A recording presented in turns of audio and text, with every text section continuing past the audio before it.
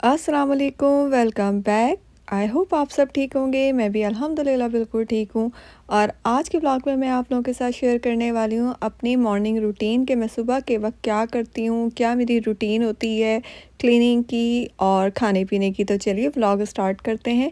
और अभी मैं उठी थी और तकरीबन 8 बजे का टाइम था यहाँ पे। तो मैं उठते साथ ही सबसे पहले कर्टन्स खोलती हूँ, अपना बेड बनाती हूँ, रूम को क्लीन करती हूँ। वैसे तो रूम साफ़ ही होता है, लेकिन फिर भी जो थोड़ा बहुत बिखरा होता है उसको मैं साफ़ करने के बाद फिर ख़ुद को फ्रेश करती हूँ। और मैं सुबह में मॉर्निंग टाइम में मॉइस्चराइज़र ज़रूर करती हूँ और आप सबको भी ज़रूर करना चाहिए, क्योंकि इससे आपकी स्किन बहुत ज़्यादा हेल्दी रहती है। और मैं ज़्यादा कोशिश करती हूँ जो भी मॉइस्चराइज़र क्रीम यूज़ करूँ वो केमिकल फ्री हो और ये भी बिल्कुल ऑर्गेनिक है और इसमें कोई केमिकल मौजूद नहीं है। और फिर किचन में आ जाती हूँ और किचन में रात में बहुत अच्छी तरह क्लीन करके सोती हूँ कि जब मैं सुबह उठूँ तो मुझे बिल्कुल साफ़ सुथरा सब कुछ मिले तो अच्छा लगता है। और किचन में आते साथ ही सबसे पहले मुझे पीना होता है सुबह में निहार मुँह गरम नीम गरम पानी, जो कि मेरी शुरू से एक रूटीन है। और मैं 30 सेकंड के लिए माइक्रोवेव में पानी गरम करती हूँ और उसे थोड़ा-थोड़ा करके मैं पीती हूँ, तो ये सेहत के लिए बहुत अच्छा होता है, इसके बहुत ज़्यादा बेनिफिट हैं।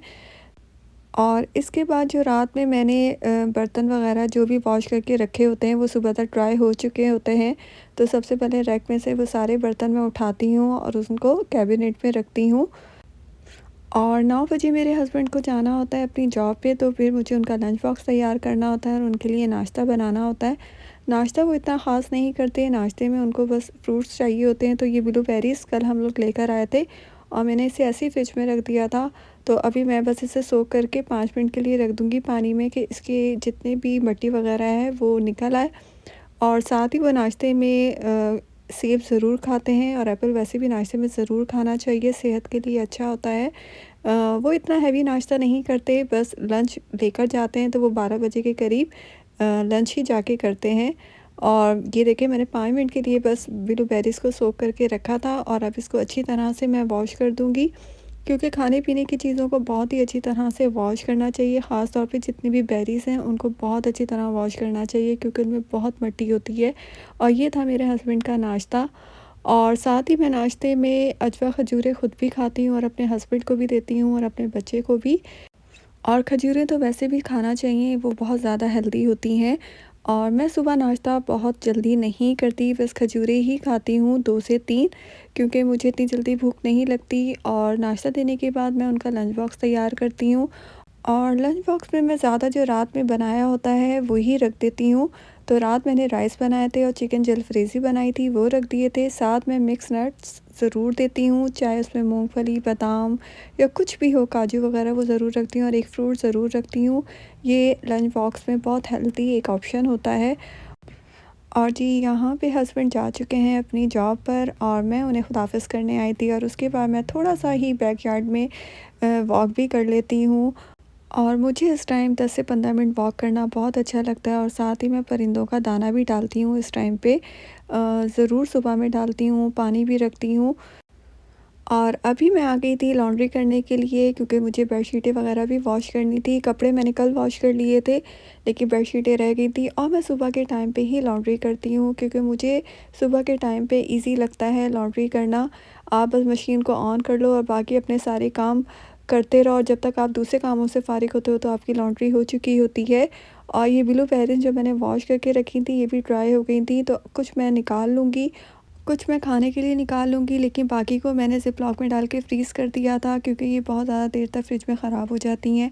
और जो भी छोटे-मोटे काम होते हैं वो करने के बाद थोड़ी देर मैं सुकून से बैठती हूँ और यूट्यूब देखती हूँ या अपने चैनल का कोई काम करना होता है, एडिट करना होता है, वॉइस ओवर करना होता है, वो करती हूँ। चैनल का सारा काम मैं मोबाइल पे करती हूँ, लेकिन अगर मुझे यूट्यूब देखना होता है तो वो मैं अक्सर लैपटॉप पे ही देख रही होती हूँ।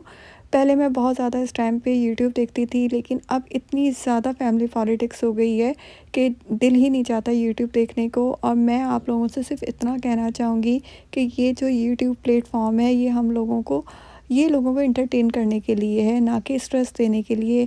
थोड़े से व्यूज़ के लिए लोगों ने अपने पर्सनल मैटर्स भी आके यूट्यूब पे बोलना शुरू कर दिए हैं, जो कि मुझे लगता है कि बिल्कुल भी अच्छा नहीं है। आप लोगों के जो भी मैटर्स हैं वो आप लोग अपने फैमिली में बैठ के क्लियर करो, ना कि आप यूट्यूब प्लेटफॉर्म पे आके क्लियर करो।